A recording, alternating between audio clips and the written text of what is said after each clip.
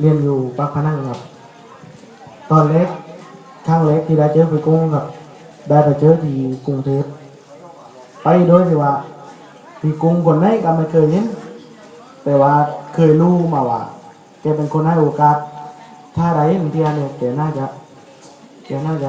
ไม่ยิกลับเลยนะ คือไปถึงแกน่าจะไม่ยิกลับแต่พอไปถึงได้รับความอบอุ่นมากเลยครับได้รับความรู้สึกดีๆได้รับความความเป็นตัวตนของเยาวชนได้มีพื้นที่ได้มีโอกาสได้มีสิ่งจูงใจให้ทำในสิ่งดีๆมีกำลังใจให้เยาวชนคือกุ้งกับพูดคุยโดยที่ว่าเป็นกันเองสามารถเปิดโอกาสให้เยาวชนหลายๆคนครับแกเป็นคนดีไม่ได้